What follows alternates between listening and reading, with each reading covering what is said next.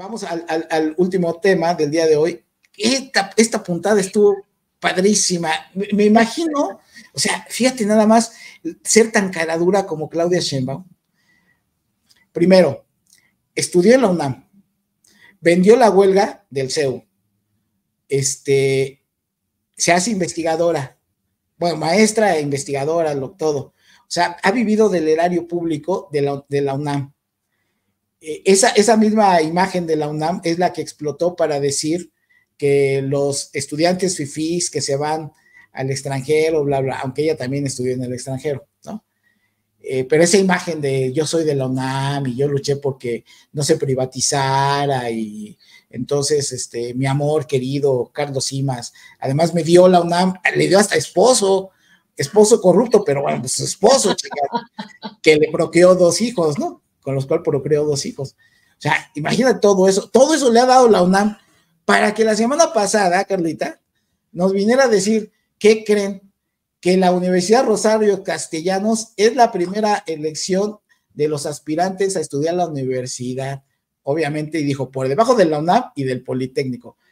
O sea, esa universidad lleva creo que 3, 4 años, ya tiene 50,000 egresados, Carlita, cuando te empiezas a sacar cuentas. Y, no caben, los egresados no caben. ¿De dónde, chingados? O sea, primero, ¿cuántos salones, no? ¿En dónde está la universidad?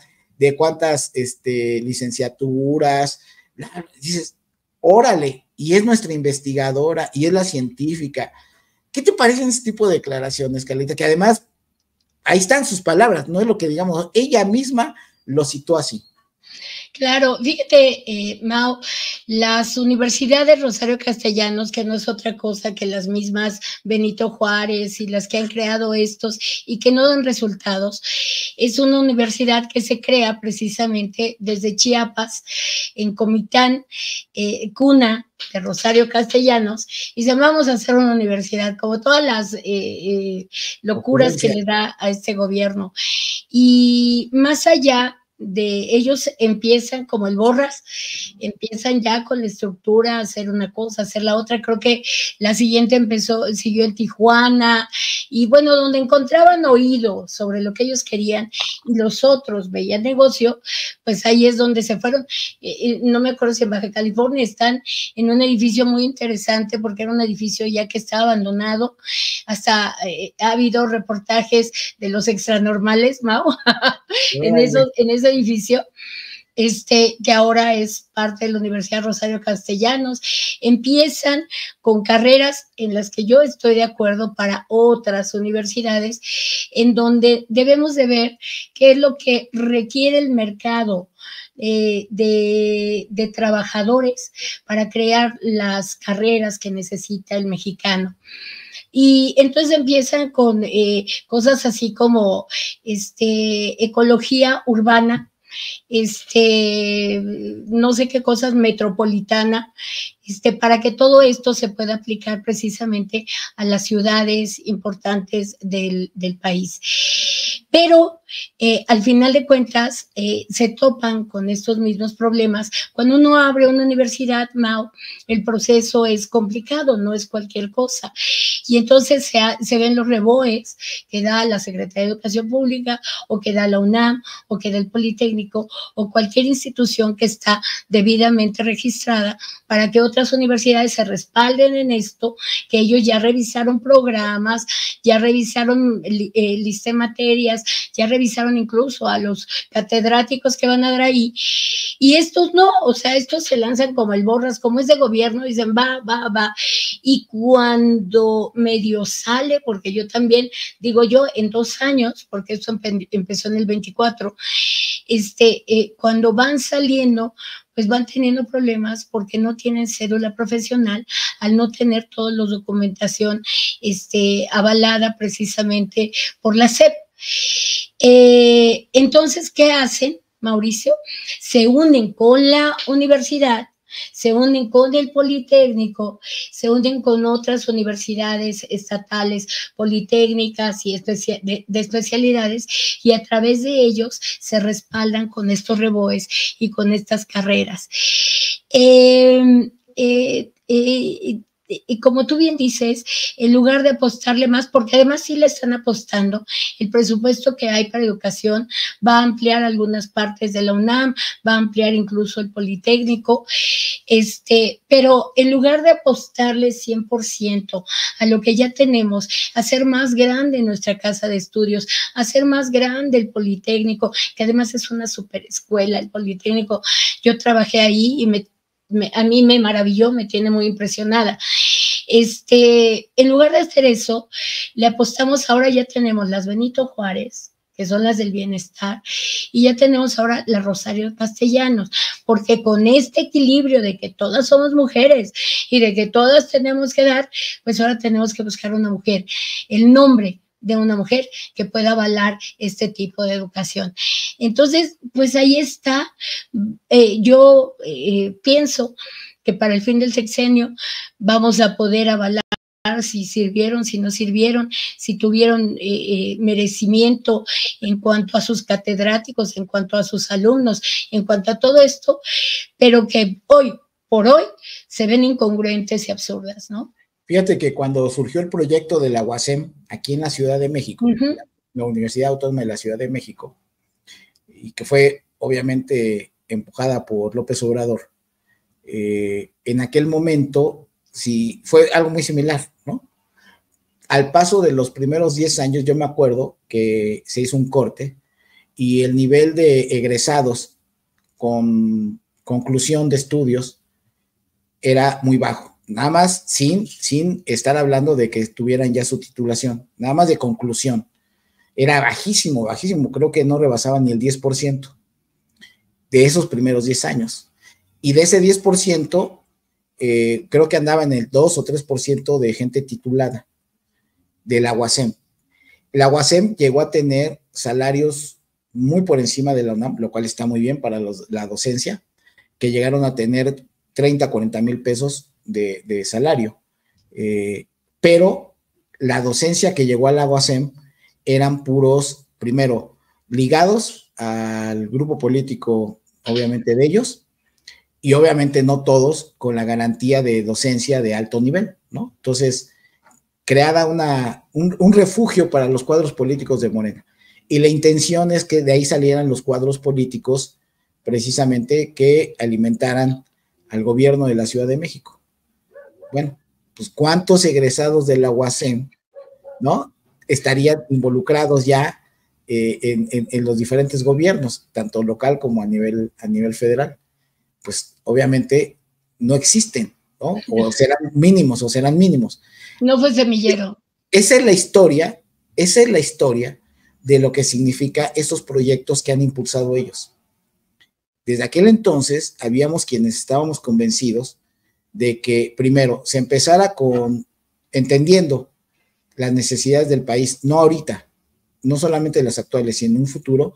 Primero, que hubiera una buena selección de las licenciaturas que tendrían que impulsarse, maestrías y doctorados, ¿no? Esa era la primera. Pero que también yo siempre he apostado mucho a lo que es la educación en línea, que se pudiera hacer en esa vertiente. ¿Por qué? Porque obviamente ni siquiera había ocurrido la pandemia y nosotros ya teníamos ese proyecto o esa propuesta. ¿Por qué?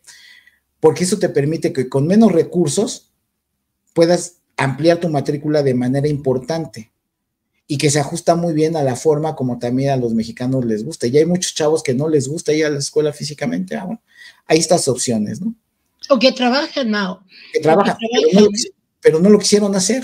No. Entonces, yo me acuerdo de esa lucha que diste, yo me acuerdo de esa lucha que dieron, incluso del entregar tabletas, ¿te acuerdas? Tabletas electrónicas con un presupuesto que había en la Asamblea Legislativa y tampoco lo quisieron hacer.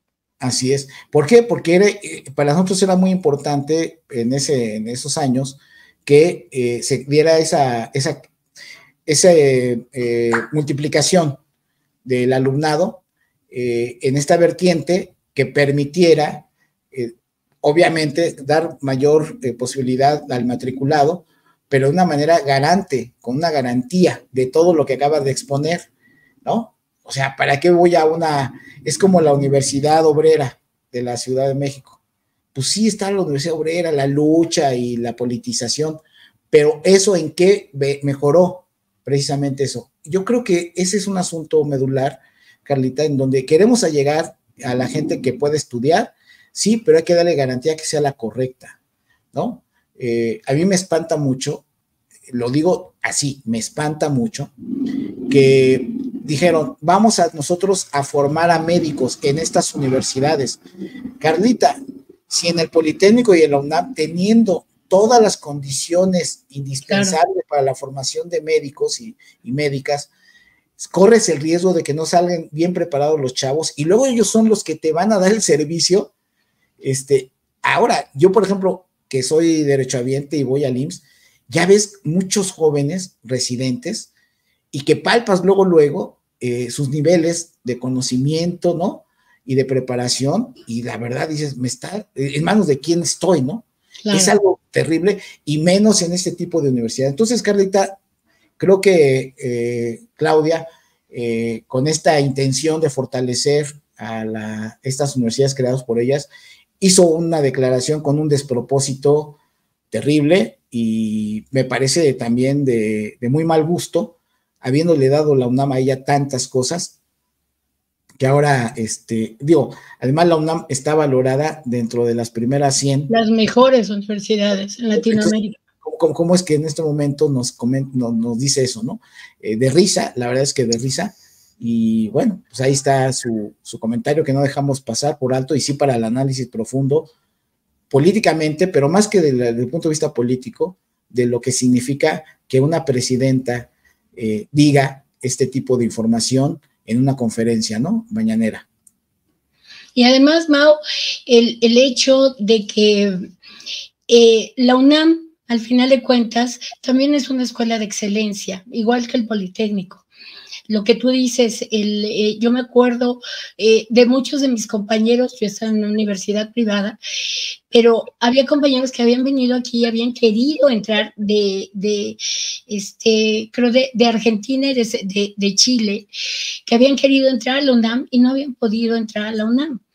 Y entonces terminaron en la escuela privada. Pero esta excelencia crea una circunstancia de que no todos pueden entrar.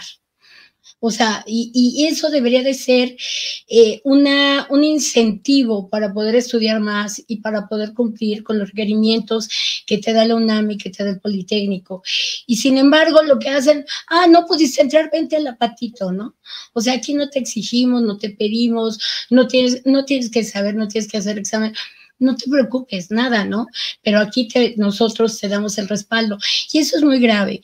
Pero yo creo que solamente demuestra el tipo de sociedad que ellos están buscando. Una sociedad mediocre, una sociedad que no aspira a más, ¿no? Están en contra del aspiracionismo.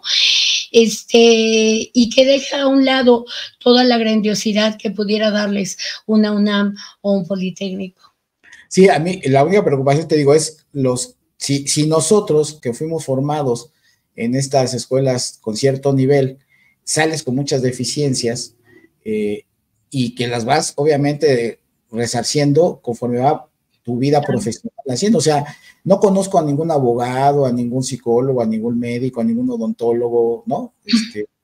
Que cuando sale no comete errores. Claro. Porque es parte del aprendizaje de la propia profesión. El gran problema es que se debe de disminuir, sobre todo cuando trabajas con seres humanos, esos potenciales errores, porque le puedes echar a perder la vida a las personas. Claro. Una mala praxis profesional en odontología te puede llevar hasta la muerte, ¿no? En el caso de nosotros a nivel psicológico, puedes dejar a una persona en una condición de indefensión en salud mental terrible. Y así nos podríamos ir con cada una de las profesiones y no lo tomamos con la seriedad de vida. Entonces, yo insisto, para mí la manera de ejemplificar lo que el gobierno de izquierda en la Ciudad de México implementó como la UASM, esa es la realidad, esa es la realidad ya probada. ¿Para qué lo quieren multiplicar a nivel federal de esos errores? No, a fuerzas quieren generar estas universidades que tienen todas estas carencias, todas estas deficiencias. quizás con una buena intención, pero eso no implica el que no haya todos estos errores, ¿no? De fondo, que se convierten en un problema para la sociedad. Y fíjate, no. Yo creo que esto podría ser hasta una bola de tres bandas, ¿no?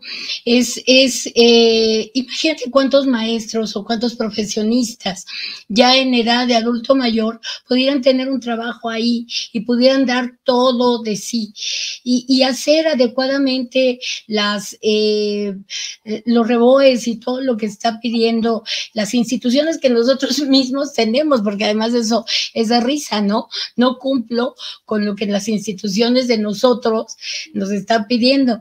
Entonces yo creo que pudiera ser una base de tejido social nuevo que se pudiera dar, pero no así. No así, definitivamente no así.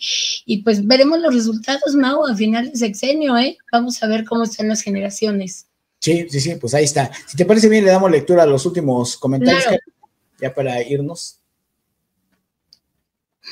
Carla M. Bases dice, la Universidad Rosario Castellanos fue creada con la idea de ser una opción viable para estudiantes, pero la realidad es que aún le falta mucho para alcanzar ese objetivo. Ciertamente. Sigue diciendo, lo que la presidenta afirma está muy lejos de lo que esta institución ha logrado hasta ahora. Alexer123 dice, la Universidad Rosario Castellanos se creó para dar más opciones a los estudiantes, pero ¿es realmente la primera opción? Así es. Sigue diciendo, aún enfrenta muchas carencias en comparación con universidades públicas y privadas consolidadas. Gerardo Centeno dice, México históricamente se ha visto hundido por la corrupción y el que los gobiernos venden al país al mejor postor. Sigue diciendo, los mexicanos somos listos e ingeniosos, pero debido a que el cáncer de la corrupción entra en los gobernantes, no avanzamos. Así es, Gerardo, y creo que hay mucho que abundar en el tema, que la corrupción que se dice que no existe ya, existe, y que los gobiernos de izquierda y de derecha y de centro son la misma clase política que nos ha gobernado durante décadas, son exactamente los mismos. Entonces, que están de un partido, están en otro partido, y es la misma clase política. Lo que tenemos que aprender como ciudadanos es a entender primero esto, y ahora, ¿cómo hacemos para cambiar esa clase política? Que es la otra parte, ¿no? Y no comernos esos discursos, claro, y con comernos esos discursos que luego unos y otros nos dan, ¿no? O sea, más bien hay que elevar el nivel de nosotros como ciudadanos para no ser crédulos y ponerlo en la palestra en el momento de la exigencia ante estos gobernantes, ¿no? Entonces, pues, la intención es esa de este programa, esperemos que en algún momento se vayan cumpliendo. Así que, pues, Carlita, ¿algo más que quieras comentar? No, Ma, un muy buen programa lleno de muchas cosas. Muchas gracias. Muchas gracias a todos. Muchas gracias a toda la gente que nos hace a favor de vernos. Como siempre, les agradecemos. Los invitamos a que nos vean la próxima semana en punto de las 4 de la tarde, los lunes, en un programa más de Cerebro Político TV. Y como siempre, les deseamos una semana llena de salud y éxitos. Un abrazo a todos. Denle like, suscríbanse al canal, compártanos en sus redes y pues nos vemos la próxima semana. Gracias.